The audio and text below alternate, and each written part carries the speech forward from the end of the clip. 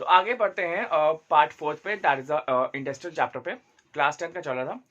तो आज का टॉपिक है हमारे पास, that is the measures for strengthening the trade unions. ठीक है, अब भाई साहब जब हम लोगों ने ट्रेड यूनियंस वगैरह बनाई हैं तो उसको स्ट्रांग हम लोग किस तरीके से कर सकते हैं। ठीक है, तो उसको स्ट्रांग करने में कुछ ना कुछ तरीके होंगे। तो सबसे पहला पॉइंट हमारे पास इसमें आएगा, that is the strong base. ठीक है, तो स्ट्रांग बेस है हमारे पास। तो स्ट्रांग बेस का मतलब क्या होता है, देखो भाई सिंपली बात कर दूं, जैसे कभी आपने ट्रायंगल देखा होगा, तो ट्रायंगल हमारे पास कैसा होता है, बिल्कुल ऐसा होता है ट्रायंगल। ठीक है, तो जितना बड़ा उसका बेस होगा तो वो चीज या वो ट्रायंगल जो है उतना ही स्टेबल होगा। ठीक है, कभी भी आप देख लीजिए, जैसे बुर्ज खलीफा जब बना हुआ तो उसका बेस बहुत स्ट्रांग है, मतलब बहुत बहुत वाइड है। ठीक है, और जब बेस वाइड है तो ऐसे करते करते करते करते एक ऐसे ही बिल्डिंग गई है।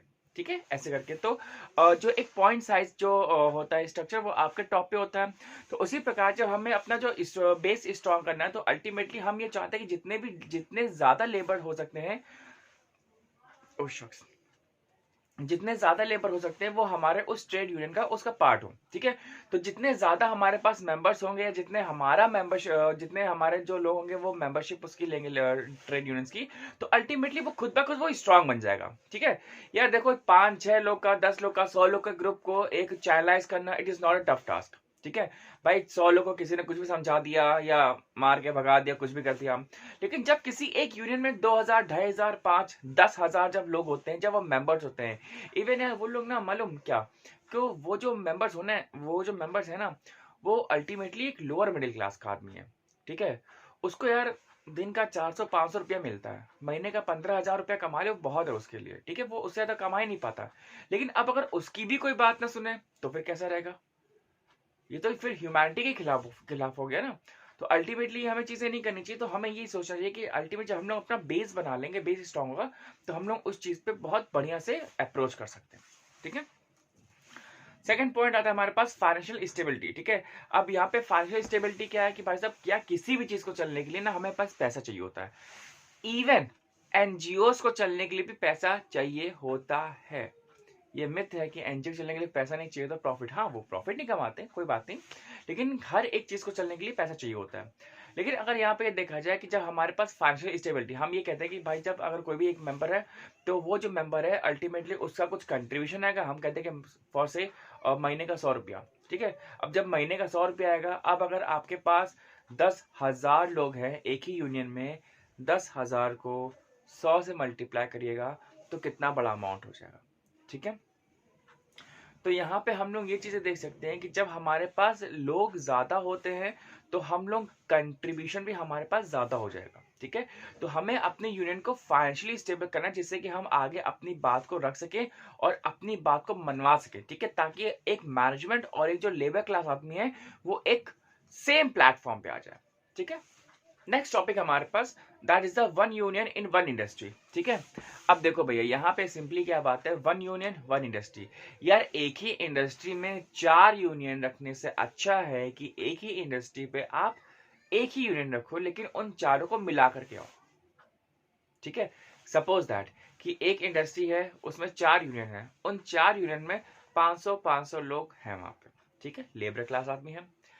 तो क्या उन, भाई मान लो कि कोई एक कह रहा है कुछ, बी कुछ कह रहा है, सी कुछ कह रहा है, डी कुछ कह रहा है, तो शायद कहो कि ए की बात नहीं मानी जाएगी, बी या सी की बात मान ली जाएगी, डी की बात मान ली जाएगी। तो अल्टीमेटली होता क्या है भाई, अगर किसी मैनेजमेंट ने ए की बात मानी, बी की बात नहीं मानी, तो उन दोनों में भी फूट पड़ जाती है, उन दोनों भी मिसअंडरस्टैंडिंग है, देखा मेरी बात मान ली, तुम्हारी बात नहीं मानी, तुम बेटा बेकार हो। तो यहाँ पे एक मिस इंटरप्रिटेशन हो जाता है। ठीक है, समझ रहे हो, एक मिस इंटरप्रिटेशन। तो यहाँ पे हम लोग यही चीजें करते हैं कि अल्टीमेटली भाई 4 लोग, 500 500 500 500, 4 यूनियंस है, वो ना बनाओ, एक बनाओ। लेकिन जो 500 में जो लोग बटे हुए ना, उन सबको एक में लेकर के आओ। तो कितने हो गए, वो 1,000 हो गए। तो वो उन 500 की वो कम वैल्यू थी, लेकिन जो 2,000 लोग जब एक ही यूनियन में रहेंगे तो उनकी बहुत ज्यादा वैल्यू होगी। Getting my point. अब नेक्स्ट टॉपिक हमारे पास, that is the internal leadership. ठीक है, देखिए इंटरनल लीडरशिप क्या है कि जैसा कि नेम ही डिसाइड कर रहा है कि लीडरशिप वो भी इंटरनल। ठीक है, अब जब हमारे पास 2,000 आदमी हैं एक ही यूनियन में, तो क्या हमारे पास 2, 4, 5 लीडरशिप भी कुछ ऐसी नहीं होगी कि जो उस यूनियन को एक लीडरशिप गाइडेंस दे सके, एक रास्ता दिखा सके कि हाँ नहीं भैया, मैं हम लोग की ये डिमांड है, हमें यहाँ पे ये मांगना चाहिए, या हमारे पास ये सारी डिमांड्स है, हमको इस चीज की हमें डिमांड रखनी चाहिए। अल्टीमेटली यार ये देखो कि जो भी हम लोग काम कर रहे हैं, ठीक है, हम लोग अपने खुद के ऑब्जेक्टिव के लिए कर रहे होते हैं, लेबर क्लास अपने खुद के ऑब्जेक्टिव के लिए कर रहे होता है, ठीक है।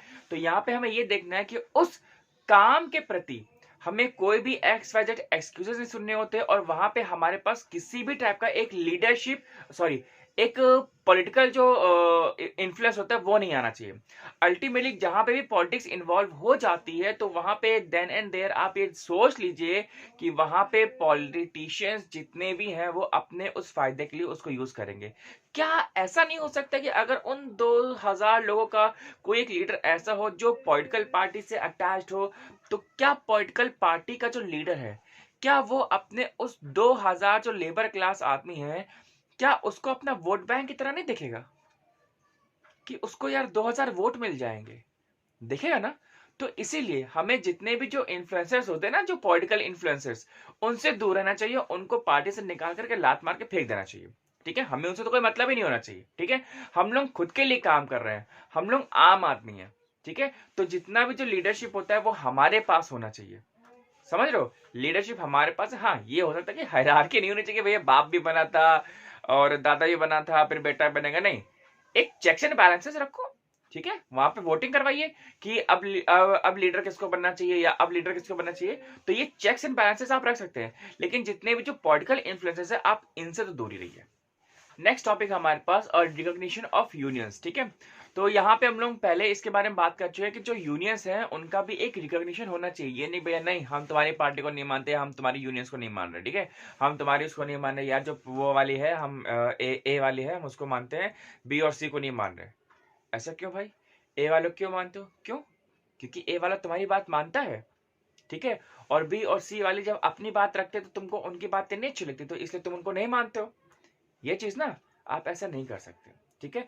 तो एक सिंपली आपको जितने भी जो लोग हैं अराउंड 100 से या 100 प्लस या 150 200 के अराउंड, आपको वो जो यूनियन जब क्रिएट हो रही है तो आपको उनको मानना पड़ेगा, and they have the right, ठीक है।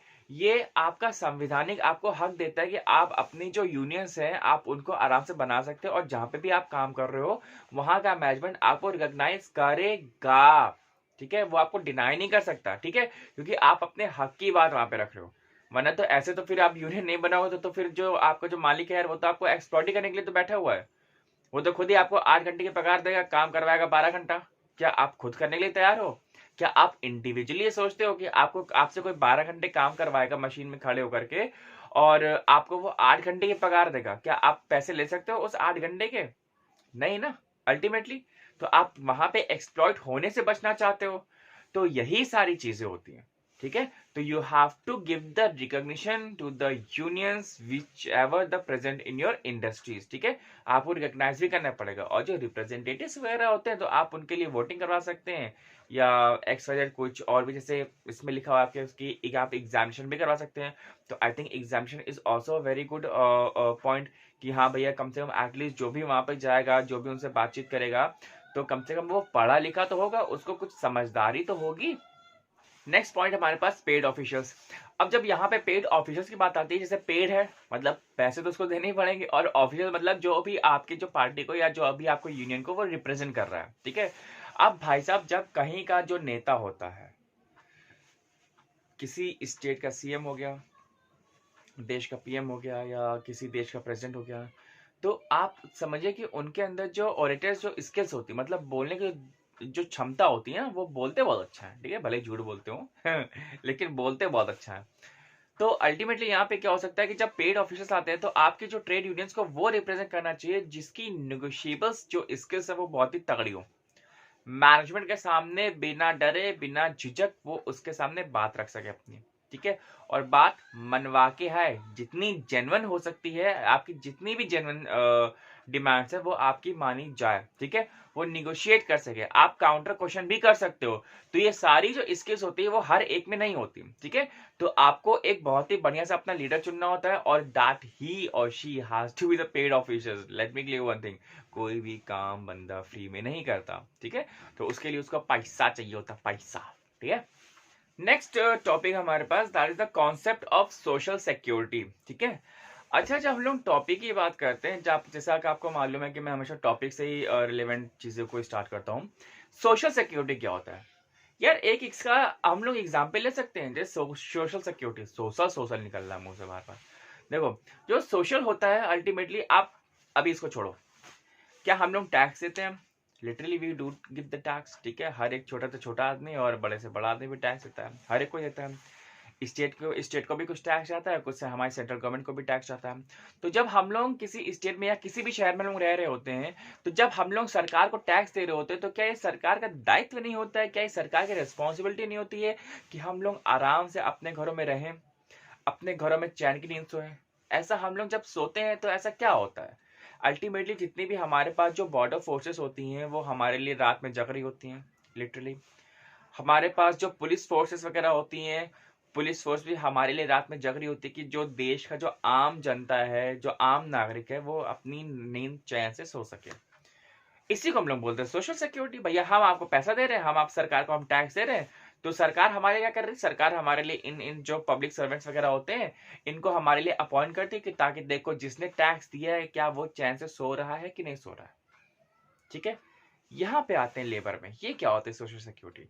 अल्टीमेटली ये हमें तो सबको मालूम है कि यार कभी भी जब हमेशा ही ये रीत चली आई है कि जब भी कोई लड़ाई हुई है तो गरीब आदमी ही पिटा है, एक्सप्लॉइट किया गया, जो भी कुछ किया गया, ये सारी चीजें होती हैं, ठीक है। तो अल्टीमेटली यहाँ पे क्या होता है कि जब सोशल सिक्योरिटी की बात आती है तो क्या हो कि जब लेबर आपका बीमार पड़ जाए, क्या हो जब आपके लेबर को कुछ ऐसी बीमारी हो जाए जहां पे वो हफ्ते 10 दिन नहीं आ सकता, जब बुखार वगैरह हो जाता है, डायरिया हो जाएगा, उसको जॉन्डिस हो जाएगा, क्या करेगा वो? क्या उसको मेडिकल फैसिलिटीज मिलेंगी कि नहीं मिलेंगी? तो यही जो सारी चीजें होती है, इन्हीं को हम लोग बोलते हैं सोशल सिक्योरिटी। अब सोशल सिक्योरिटी जो होती है वो यूएनओ का एक डिपार्टमेंट होता है, आईएलओ, जहां पे आता है इंटरनेशनल लेबर ऑर्गेनाइजेशन। तो उसने कुछ बताया हुआ है क्या मिलनी चाहिए कि नहीं मिलनी चाहिए, ठीक है, मिलनी तो चाहिए। देखिए क्या लिखा हुआ है यहाँ पर, लिखा हुआ है according to the ILO the social security is the protection which society provides for its member, ठीक है, which society provides for its members through a series of public measures against the economy and social distress that otherwise would be caused by the stoppage or substantial reduction of earning resulting from the sickness, ठीक है, बात की है sickness, अगर वो बीमार है, sickness, maternity leave, ठीक है, employment, injury, unemployment, invalidity, old age and the death, the provision of subsidy for families with the children, ठीक है। तो यहाँ पे क्या क्या कहा गया है? अगर लेबर आपका काम कर रहा है तो अच्छी बात है भैया, सैलरी वगैरह मिल रही। जब लेबर की इतनी स्थिति नहीं हो जाती है, मान लो जब बूढ़ा बूढ़ा वगैरह हो जाता है, जब एजेड वगैरह हो जाता है, तब उसको वहां पे पेंशन उसको मिलनी चाहिए, ठीक है। अगर लेडीज है तो उसको मैटरनिटी लीव मिलनी चाहिए, अगर वो कोई भी अगर लेबर ही है आपके पास तो उसको सिकनेस लीव मिलनी चाहिए। And these are the leaves which has to be paid, ठीक है, ये पेड होनी चाहिए। यार कोई अगर फीवर में है, कोई बीमार है, तो क्या वो अपनी इच्छा से बीमार थोड़ी है, वो तो उसकी मजबूरी है ना, वो भैया नहीं कर सकता काम। अब कोई लेडी है, अगर वो प्रेग्नेंट है, अगर वो बेबी को डिलीवर करने वाली है, तो यह तो उसकी मजबूरी है ना यार, वो उसकी उसकी बॉडी जो फिटनेस है वो उसको अलाउ नहीं कर रही है काम करने के लिए, क्या करें? तो इन लोगों का हम लोग मोराल और इन लोगों को हम लोग अपना और इन लोगों को एक इंडस्ट्री का हिस्सा बनाने के लिए हम लोग इनको पेड लीव देते हैं और देनी भी चाहिए। क्यों? आपके फादर या मदर अगर आपके वो जॉब करते तो क्या उनको संडे की सैलरीज नहीं मिलती है? क्या उनको जो नेशनल हॉलीडेज वगैरह होते हैं उनको उनकी सैलरीज नहीं मिलती हैं? मिलती हैं कि नहीं मिलती हैं? एग्जैक्टली मिलती हैं, ठीक है। तो ये चीज हमें देखना चाहिए कि हम लोग उन लोगों को कैसे अपना बना सकते हैं, ठीक है। हमें भाई देखो, लेबर के बिना मैनेजमेंट नहीं है और मैनेजमेंट के बिना लेबर नहीं है, तो दोनों ही जो है वो एक ही गाड़ी के दो पहिए हैं, ठीक है। तो बिना एक पहिए के दूसरा पहिया काम नहीं कर सकता, ठीक है, तो ध्यान रखिएगा। अब यहाँ पे आते दिया हुआ ना कि on the basis of this definitions the following features of the social security scam listed. जैसे क्या है कि social security is a measure of ensuring social justice. ठीक है, अल्टीमेटली कुछ भी होता है हमें जस्टिस चाहिए। जस्टिस मतलब क्या होता है? अरे भाई साहब ये क्या बोल दिया, जस्टिस जस्टिस जितना छोटा वर्ड है ना बहुत बड़ा मीनिंग होता है इसका, जस्टिस का। मैटरनिटी लीव है, आपको पेड मिल गया, आपको पेड लीव मिली, दैट इज अ जस्टिस। आप जा रहे थे, आपने देखा कि भैया भाई साहब किसी का एक्सीडेंट वगैरह हो गया, आपने उठाकर उसको अस्पताल पहुंचा दिया, that is a justice to him. कुछ भी हो सकता है, कुछ भी हो सकता है। ठीक है, अगर कोई लेबर क्लास आदमी है, अगर वो अपना केस फाइल नहीं कर पा रहा कोर्ट में, और आप अगर एडवोकेट हो या आप कुछ जानते हो लॉ के बारे में, आपने उसकी हेल्प कर दी, आपने जस्टिस कर दिया, दैट इज अ जस्टिस। ठीक है, it is an essential part of the public policy in a welfare state like the India. And the social security is a dynamic concept. Its content change with the social and economic conditions obtaining in a particular country at a given point of time. Clear? I hope I just made you the topic clear. Social security कि actually में social security है क्या। ठीक है, हमें मिलती है, आपको मिलती है, क्या लेबर का अधिकार नहीं है? मिलना चाहिए ना। अब आते हैं नेक्स्ट टॉपिक पे, that is the scope of social security. ठीक है, अब जब हम लोग स्कोप पे आ गए तो अब देखो इसका क्या क्या स्कोप हो सकता है। तो सबसे पहला पॉइंट हमारे पास सोशल इंश्योरेंस। ठीक है, इंश्योरेंस बहुत मेन चीज है भाई साहब, ध्यान रखियो इंश्योरेंस क्या होता है। तो इंश्योरेंस की अगर हम लोग बात करते हैं तो यहाँ पे क्या होता है कि जो वर्कर्स और जो एम्प्लॉयज वगैरह होते हैं वो एक कुछ पीरियोडिक बेसिस पे वो कुछ कंट्रीब्यूशन कर रहे होते हैं। आई थिंक पिछली क्लास में मैंने थोड़ी देर पहले बताया हुआ पिछली क्लास क्या होता है। तो यहाँ पे जो अल्टीमेटली जो क्लेम वगैरह होता है हम लोग कर सकते हैं। जैसे कि यहाँ पे सबसे पहला आता है हमारे पास पीएफ भी आ सकता है और हमारे पास हेल्थ इंश्योरेंस भी आ सकता है। ठीक है, ये दो मेन चीजें ऐसी होती है भाई साहब, इनको मालूम होना चाहिए, आपको भी मालूम होना चाहिए कि जो पीएफ वगैरह होता है, जो इंश्योरेंस होता है, वो एक इंसान जो एक मिडिल क्लास का जो आदमी होता है उसके लिए बहुत जरूरी होता है। पीएफ क्यों होता है? जैसे मान लो सपोज दैट कि आप अपना जो पीएफ अकाउंट में आप 1000 रुपए कटवाते हो अपनी सैलरी से। ठीक है, तो 1000 रुपए आप अपने एंड से देते हो और 1000 रुपए जिसने आपको जॉब दी होती है, जो एम्प्लॉयर होता है वो देता है। तो आपके अकाउंट में कितना जा रहा है? 2000 रुपए। तो अल्टीमेटली जब तक कि आप काम करोगे तो आपको वो 2000 रुपए मतलब मंथ के हिसाब से वो कैलकुलेट होकर के वो मिलता रहेगा। तो अल्टीमेटली जब मान लो कि आपने पूरी लाइफ तक अपनी मान लो कि 2 लाख रुपए या 5 लाख रुपए आपने पीएफ कटवाया पूरी जब तक आपने जॉब की, तो 5 लाख आप रुपए आपने दिए और 5 लाख रुपए जिस भी एम्प्लॉय ने दिए वो उसने दिए, तो आपके पास अल्टीमेटली कितना होगा? 10 लाख रुपीज। तो 10 lakh rupees, don't you think it is a good amount? ऐसा होता है ना। ठीक है, तो 10 लाख रुपए उस बंदे को या बंदी को आराम से मिल जाएगा। ठीक है, अभी हेल्थ इंश्योरेंस क्या होता है? हेल्थ इंश्योरेंस पे भैया आसपास यही होता है कि अल्टीमेटली जो हेल्थ होता है, कंपनीज आपका हेल्थ को इंश्योर करती है। ठीक है, that you give a specific amount in a year. ठीक है, अब वो जो होता है एक्चुअली में होता है ना, जब हम लोग बेस बढ़ा देते हैं तो जो इंश्योरेंस का जो क्लेम होता है, जैसे कि हेल्थ इंश्योरेंस का जो क्लेम होता है, वो एक बहुत बड़े लोगों पे जाता है। ठीक है, सपोज दैट कर लो कि आपने मान लो कि आपने 10,000 रुपए का या 5,000 रुपए का आपने कोई क्लेम करवाया साल का। ठीक है, आप सिंगल लोग की बात कर रहा हूँ, या अगर आप 5,000 रुपए का आपने क्लेम करवाया, अब 5,000 रुपए आप साल का जमा कर रहे हो, और अगर आपने मान लो 20 साल तक जमा किया तो 5,000 20 साल 1 लाख हो गया। 20 साल तक आपने जमा किया 1 लाख रुपया। ठीक है, क्या ऐसा नहीं लगता कि शायद 20 साल में अगर आप एक आध बार भी, अगर मान लो भगवान ना करे कि आप जमा हो गए हो, मान लो हॉस्पिटलाइज्ड हो गए हो अगर हॉस्पिटल में, तो डोंट यू थिंक कि वो आपका बिल यार लगभग लगभग 3 से 4 लाख 5 लाख रुपए आने वाला है? डोंट यू थिंक आने वाला है ना। तो जब आप अपनी हेल्थ का भी इंश्योर कराते हो तो वो भी, अब यार हेल्थ एक ऐसी चीज होती है ना कि जहाँ पे पैसा जो होता है पानी तरह बहता है। एक जब किसी इंसान का घर बनता है तब पैसा पानी की तरह बहता है, और जब वो हॉस्पिटल में एडमिट होता है तब बहता है। ठीक है, फिर इंसान सोचता है यार ये घर बेचते हैं, वो खेत बेचते हैं, वो प्लॉट बेचते हैं, वो फ्लैट बेचते हैं, जो भी आता है फिर बस बेच ही दो। तो यार क्यों बेचना, अपने हेल्थ का इंश्योरेंस करवाओ ना। ठीक है, तो ये चीजें होती है। तो पीएफ एक उनके लिए होता है और एक उनके लिए हेल्थ इंश्योरेंस होता है। ऐसी बहुत सारी स्कीम चलती है। तो अभी सिर्फ 2 किताबों में दिया, वो तो मैंने आपको बता दिया पीएफ क्या होता है और आपने आपको हेल्थ इंश्योरेंस बता दिया।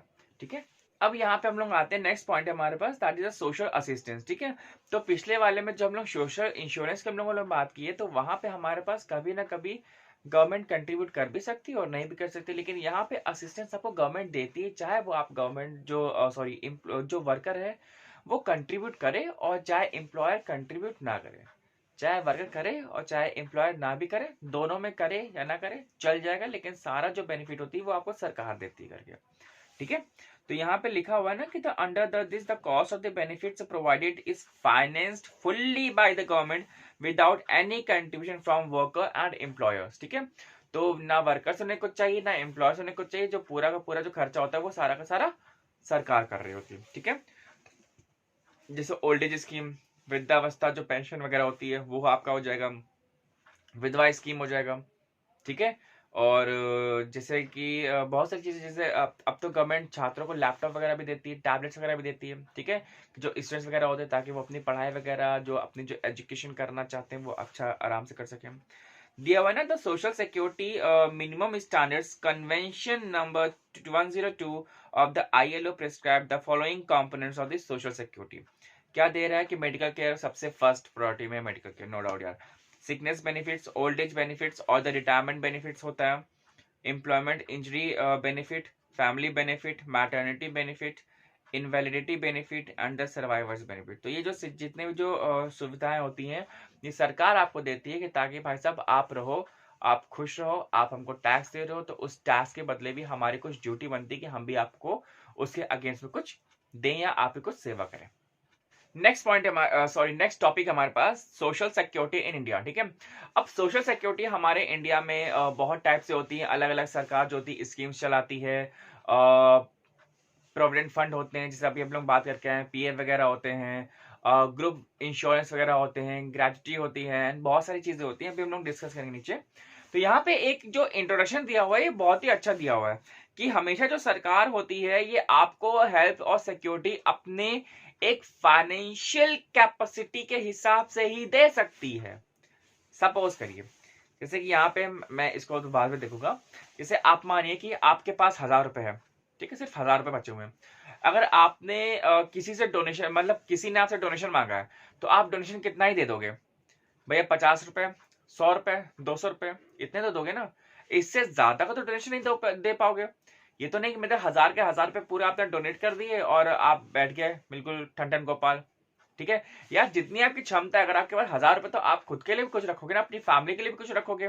तो आपने मान लो कि 100 रुपए या 50 रुपए आपने डोनेट कर दिया, हाँ भैया मेरी इतनी ही क्षमता है, हम इतना ही कर सकते हैं। क्योंकि डोनेशन तो लाखों का भी आता है, करोड़ों का भी डोनेशन आता है। लोग सोने का मुकुट चढ़ाते हैं भगवान जी को, लोग चांदी का मुकुट चढ़ाते हैं, चांदी का छत्र चढ़ाते हैं, ये सारी चीजें भी करते हैं, लेकिन वो उनकी पोटेंशियल है भाई। उनको करोड़ों रुपए का उनका मालिकाना हक है। अगर वो 1-2 करोड़ का अगर भगवान को चढ़ा दे रहे वो उनकी कैपेसिटी के हिसाब से है। भाई आपके पास 1000 रुपए का है, आपने 50 या 100 रुपए कर दिया, वो आपकी कैपेसिटी के हिसाब से है। उसी प्रकार से हमारा जो स्टेट होता है, हमारा जो हिंदुस्तान है, हमारा जो US वगैरह है, हमारा इंग्लैंड है, जो उनकी कैपेसिटी के हिसाब से होता है वो उनके हिसाब से होता है। सपोज करिए कि हमारा इंडिया है, हमारा इंडिया की जो गवर्नमेंट है, सरकार जैसे 500 रुपए जो वृद्धावस्था पेंशन जो आती है, ठीक है, अब 500 रुपए दे रही तो वो उसके कैपेसिटी के हिसाब से ना कि यार 500 सिर्फ एक ही इंसान को नहीं देना है, ऐसी लाखों औरतें हैं, लाखों बुजुर्ग लोग हैं, उनको देना है। तो वो दिखने में तो लगता है कि 500 रुपया, लेकिन भाई साहब खर्चे हो जाते हैं 15,000 करोड़, 20,000 करोड़, ऐसे खर्चे हो जाते हैं सरकार के। ठीक है, US की तरह थोड़ी है कि मतलब एक इंसान की नौकरी चलेगी तो बेटा रुक जाओ 15 लाख रुपए हम तुम्हारे अकाउंट में डाल रहे, रुक जाओ बेटा घूम के आओ, तुम्हारे अकाउंट में 15 लाख रुपए डाल रहे। और लिटरली वहां पे डाल दी सरकार, क्यों? क्योंकि वो उनकी फाइनेंशियल कैपेसिटी के हिसाब से, हमारे अलग अलग गवर्नमेंट की जो होती है अलग अलग कैपेसिटी के हिसाब से होती है। ठीक है, तो यहाँ पे एक दिया हुआ है ना, बहुत ही अच्छा लिखा हुआ है कि according to the constitution of India, according to the constitution of India, the state shall within the limits of its economic capacity and development make effective provision securing the right to work. ध्यान रखिए, right to work, to educate and to people assistance in case of unemployment, old age, sickness and disablement and other cases of unserved wants. ठीक है, तो unserved wants, ठीक है, तो जो state की जो फाइनेंशियल कैपेसिटी है वो उसके हिसाब से करेगा, आपके हिसाब से नहीं कि ए भैया हमारा तो यार कम से कम 10,000 खर्चा है, हमको 10,000 रुपए चाहिए, हमें 500 रुपया नहीं चाहिए, तो यार वो 10,000 तुम्हें थोड़ी देगा। ठीक है, ऐसे तो लाखों लोग हैं, उनको भी देना है उसको। तो उनका अगर जितना भी आता है, मतलब मान लो 500 रुपया आ रहा है, 1000 रुपया आ रहा है, तो वो स्टेट की कैपेसिटी के हिसाब से है, आपके हिसाब से नहीं है। ठीक है, अब जरा यहाँ पे हम लोग डिस्कस कर लेते हैं, कुछ हमारे पास स्कीम्स होती हैं। अब उस स्कीम्स के हम लोग बात करते हैं और समझाते हैं कि वो क्या है। तो सबसे पहली जो स्कीम आएगी हमारे पास, ये है प्रोविडेंट फंड स्कीम। ठीक है, अब यहाँ पे हम लोग बात क्या करते हैं, जैसे हम लोग बोलते हैं ना पीएफ अकाउंट, तो पीएफ को ही हम लोग बोलते हैं प्रोविडेंट फंड स्कीम। ठीक है, तो इसका मतलब क्या होता है, सपोज करिए कि आपकी जो सैलरी है वो 10,000 रुपए है। ठीक है, फॉर एग्जाम्पल 10,000 रुपए है, तो आपने क्या किया, ये एक संविधान में है, ये कॉन्स्टिट्यूशन में लिखा गया है कि अराउंड अराउंड आपका जो 1/10 अमाउंट जो होता है वो आपका पीएफ अकाउंट में जाएगा। ठीक है, तो कहीं भी अगर आप जॉब करेंगे तो आप अपना पीएफ अकाउंट जरूर खुलवाइएगा। ठीक है, तो अगर आपकी जो सैलरी है वो 10,000 रुपए है, तो 10,000 में आपका जो 1,000 रुपया है वो पीएफ अकाउंट में जाएगा। ठीक, ओके भैया, शाबाश। तो अब जो एम्प्लॉयज होता है, भाई वर्कर है तो अपनी जो एम्प्लॉय है उसने तो अपना अकाउंट में कटवा दिया। अब जो एम्प्लॉयर होता है वो उतना ही सेम अमाउंट, उतना ही एग्जैक्ट सेम अमाउंट वो आपके भी अकाउंट में वो सैंक्शन करता है। ठीक है, अब अल्टीमेटली होता क्या है, over a period of time ऐसा होता है कि भाई साहब आपने बहुत साल काम किए, 5 साल 10 साल काम किए, तो जितना भी जो अक्यूमुलेटेड जो अमाउंट होता है वो आपको आपकी सर्विस के एंड पे मिल जाता है। जब आप नौकरी छोड़ देते हो तो आपको मिल जाता है, या फिर आप रिटायर हो तो आपको मिल जाता है, या फिर आप कभी कभी उसमें बीच बीच में पैसा निकाल भी सकते हो यार। ठीक है, ऐसा हो जाता है। तो अल्टीमेटली यहाँ पे ये चीज है, मैंने 10,000 क्यों लिया कि वो आपका 1/10 का अमाउंट बोल रहा है। ठीक है, सपोज करिए कि आपकी जो सैलरी वो अगर 1,00,000 रुपया महीना है, ठीक है, तो आप अगर 10,000 रुपए कटवा रहे हो तो जो एम्प्लॉयर है वो भी आपको 10,000 रुपया ही देगा। ध्यान रखिएगा इस चीज को। ठीक है, तो 10,000 रुपए आपका, 10,000 रुपए उसका, तो अल्टीमेटली आपने कितना कंट्रीब्यूट किया, 10,000 रुपए, लेकिन आपको एंड में मिल कितना रहा है, 20,000 rupees. Getting point? So this is the benefit of PF account. So next topic हमारे पास ग्रेच्युटी। ठीक है, सो ग्रेच्युटी को अगर हम लोग आसान भाषा में समझे तो आप ऐसे समझिए कि जब कोई एक जैसे हम लोग पुलिस सर्विसेज में ले लेते हैं, या किसी भी सेक्टर में ले लेते हैं, प्राइवेट सेक्टर भी, पब्लिक सेक्टर भी, अगर कोई भी जब एम्प्लॉय होता है, जब वो अपनी जब सर्विस को कंप्लीट करता है, जब वो अपनी जॉब को कंप्लीट करता है, तो एक उसके जॉब के एंड में उसको एक लमसम अमाउंट दिया जाता है। एक लमसम अमाउंट का मतलब क्या होता है, जैसे मान लीजिए किसी ने 20 साल 25 साल 10 साल 15 साल काम कर लिया, या अब वो उसने वीआरएस ले लिया है, रिटायरमेंट ले लिया अपनी जॉब से, तो जो एम्प्लॉयर होता है वो अपने एम्प्लॉयर्स को एज अ सम वो देता है, जिससे कि जो उसका जो आगे का जो जीवन है उसमें वो हेल्प मिल सके। ठीक है, तो इस जो अमाउंट जो मिलता है, एक जो कंप्लीट अमाउंट मिलता है, इसको हम लोग बोलते हैं ग्रेच्युटी। ठीक है, अब ये अलग अलग चीजों में भी हो सकता है। ये आप देख सकते हैं जैसे लिखा हुआ ना कि a terminal of employment on the superannuation, termination of employment on retirement है, ड्यू टू रेजिग्नेशन है, ड्यू टू डिसेबलमेंट है, और ड्यू टू द डेथ है। ठीक है, तो अगर अब कहोगे सर डेथ में कैसे मिल जाएगा, अब यार डेथ हो गई है तो अल्टीमेटली वो उसके परिवार को मिल जाएगा, जिससे कि वो अपना जीवन यापन कर सके आराम से। ठीक है, नेक्स्ट पॉइंट है हमारे पास a minimum period of services. ठीक है, तो यहाँ पे एक्चुअली ये बोला गया है कि जो ग्रेच्युटी होती है हम लोगों को एटलीस्ट कम से कम मिनिमम सर्विसेज तो होनी चाहिए।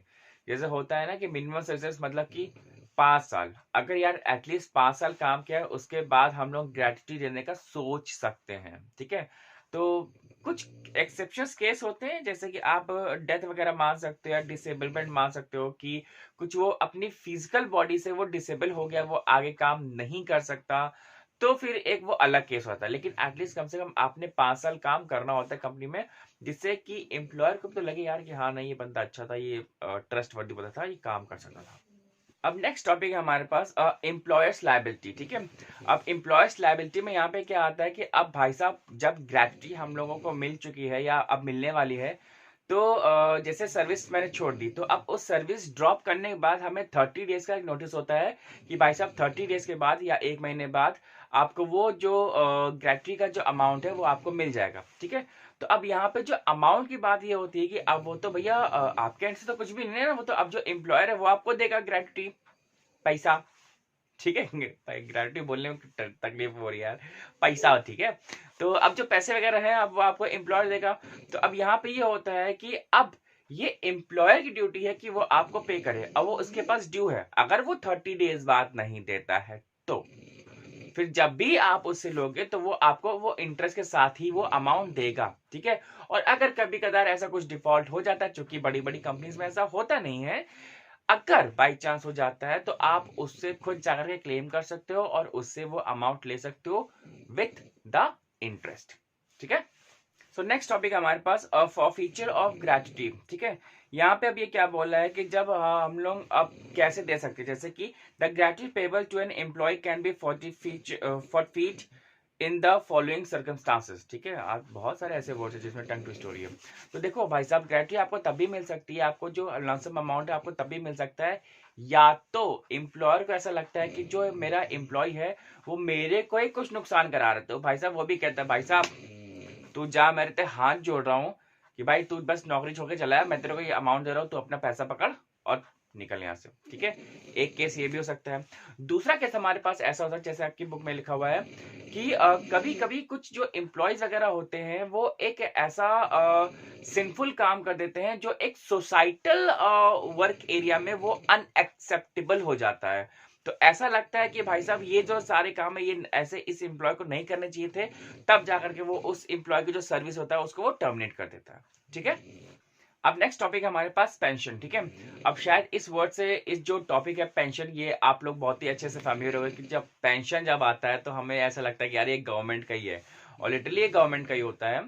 तो इसका मतलब क्या होता है, सिंपली आप ऐसा समझिए कि जब सरकार को ऐसा लगता है, जब सरकार को ऐसा लगता है कि आप जो है आप अपनी बौद्धिक क्षमता से, ऐसा मतलब कि सरकार को लगता है कि यार 60 साल बाद इंसान का जो है ना दिमाग काम करना थोड़ा सा कम कर देता है, तो ऐसा होता है कि अब सरकार ये कहते हैं कि भैया आपने इस देश की सेवा की है, उसके लिए धन्यवाद, बहुत बहुत थैंक यू, और अब आप अपने अब इस सर्विस को छोड़िए, अब आप रिटायरमेंट लीजिए और घर बैठिए, आपने इस देश की सेवा की है, हम इस देश की सेवा के तहत हम आपको घर बैठे आपको पेंशन देंगे, ठीक है।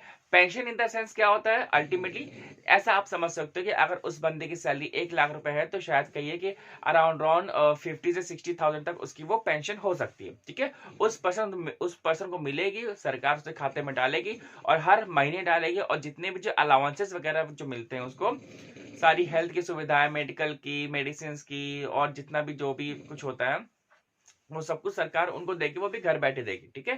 तो अब यही होता है, इसी को बोलते हैं हम लोग पेंशन, ठीक।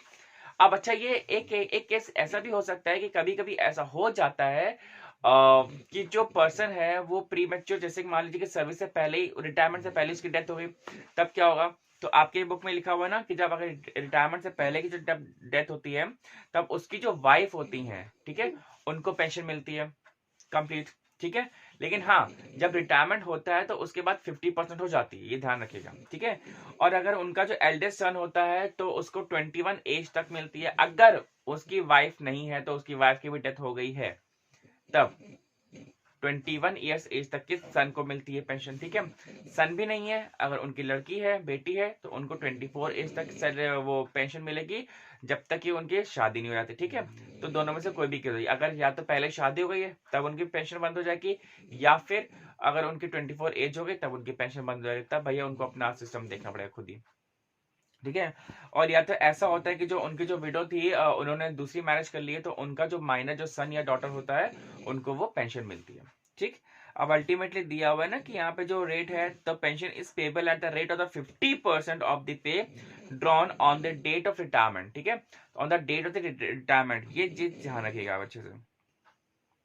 Pensioners are allowed in addition DNS allowances as announced by the government from the time to time, ठीक है। आप आई थिंक समझ गए कि जो पेंशन है बहुत ही फैमिलियर है, अगल बगल कोई भी जो गवर्नमेंट ऑफिसर रहता है या कोई भी जो रिटायर्ड ऑफिसर रहता है तो आप उनसे पूछ सकते हैं कि एक्चुअली में ये पेंशन का सिस्टम है क्या।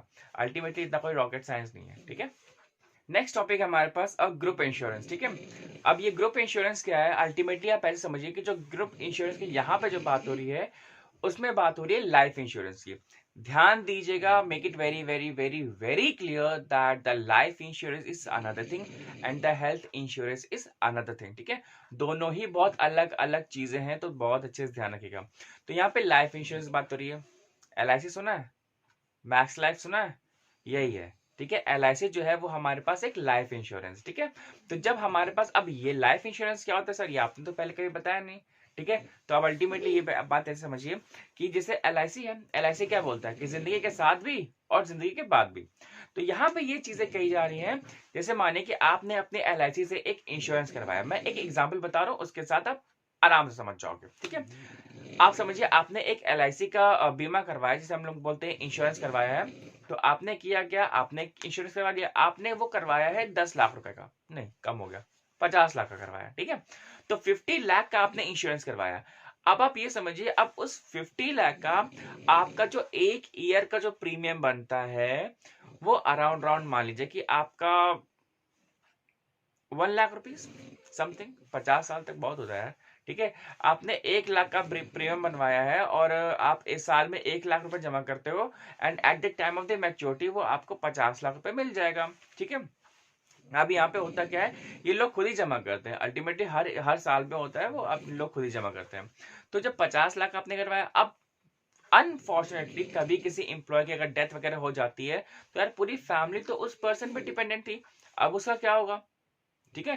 तो ये जो तब जाकर के यही इंश्योरेंस काम आता है, इसीलिए कहते हैं LIC जिंदगी के साथ भी और जिंदगी के बाद भी, ठीक है। तो यहाँ पे जो इसकी जो बात की जा रही है, जो 50 लाख की बात की है, अगर वो जो एम्प्लॉय मर भी जाता है तब भी उसकी फैमिली को वो 50 लाख रुपीस पूरे के पूरे मिल जाते हैं, वो भी प्लस इंटरेस्ट, ठीक है। ये चीज ध्यान रखिएगा जहां तक इंटरेस्ट होता है, as far as I know, ठीक है। तो 50 लाख का जो पूरा जितना जो वो अमाउंट होता है वो पूरा ही मिलता है। तो अगर वो पहले उनकी डेथ हो रही है तब भी पूरा मिलेगा, और अगर फॉर्चुनेटली का डेथ नहीं होती है तब वो जो 50 लाख होता है वो उस एम्प्लॉय को मिल जाता है, जिससे कि वो अपना जो घर का और जो परिवार वगैरह है वो अपना आराम से चला सकता है, ठीक है।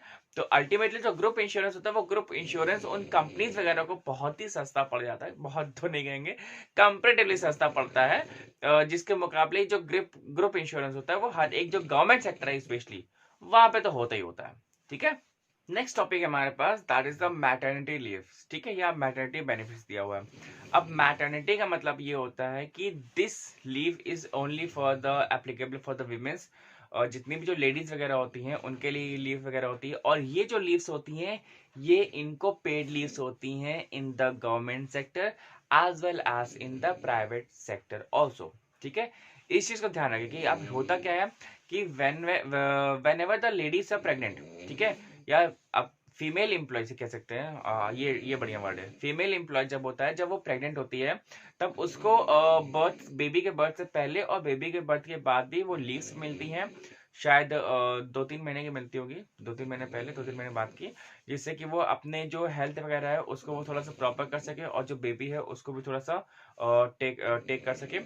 अब यहाँ पे अल्टीमेटली क्या होता है, जब लीव्स होती है ना, जो मैटरनिटी लीव होती है, ये एक्चुअली में ये पेड लीव्स होती है, कि हम जो एम्प्लॉयर होता है वो इस लीव का पैसा नहीं काटता है, ठीक है, ध्यान रखिएगा। तो इस लीव का पैसा नहीं काटता है, और अल्टीमेटली वो ये देखता है कि जब वो फिट एंड फाइन हो तब आकर के वो ऑफिस को वापस से ज्वाइन करे, ठीक है। बाकी मोटा मोटा तो मैंने बता दिया है कि अल्टीमेटली वीमेंस वगैरह के लिए होती है, और तो ऐसा कुछ सच इसमें कुछ है नहीं, ठीक है। बाकी आप लोग देख लीजिए क्या है, and if you feel any doubt then please let me know in the comment section. अब नेक्स्ट टॉपिक है हमारे पास, that is the national pension scheme, ठीक है, या sorry system, national pension system, NPS, ठीक है। अब ये हमारे पास क्या है कि अल्टीमेटली ये भी हमारे पास एक पेंशन का सिस्टम है। अल्टीमेटली हमारी सरकार लेकर के आई थी on the 1st of May 2004, ठीक है, और एफेक्ट कर रहा था फ्रॉम, अच्छा जनवरी 1st से एफेक्ट कर रहा, जनवरी 1st 2004 से एफेक्ट कर रहा था, और on 1st May 2004 it was extended on a voluntary basis, ठीक है। अब यहाँ पे होता क्या है, अब देखो जितनी भी जो पेंशन वगैरह स्कीम्स होती है ना, आप ये मान के चलिए कि ये सोशल के लिए होती हैं, और उनकी जो सोशल सिक्योरिटी के लिए होती है ये ओल्ड एज लोगों के लिए होती है, जिससे कहीं उनको दर बदर भटकना ना पड़े, और जानते हैं यार बुढ़ापे में हमारा दूसरा बचपन आता है, ठीक है। तो अल्टीमेटली उनको अपने बेटा या बेटी के आगे, किसी के आगे, किसी परिवार के आगे हाथ ना फैलाना पड़े कि अब उनके पास पैसे नहीं है, या अपनी जो इलाज कराने के पैसे नहीं, खाना खाने के पैसे नहीं, तो सरकार ये नहीं चाहती है। तो अल्टीमेट सरकार ये चाहती है कि यार ये ऑर्गेनाइज सेक्टर और जितने भी अनऑर्गेनाइज सेक्टर हैं वो भी हमारे साथ रहें, और उन पे भी हमारा NPS जो स्कीम है वो आपका लागू हो, ठीक है।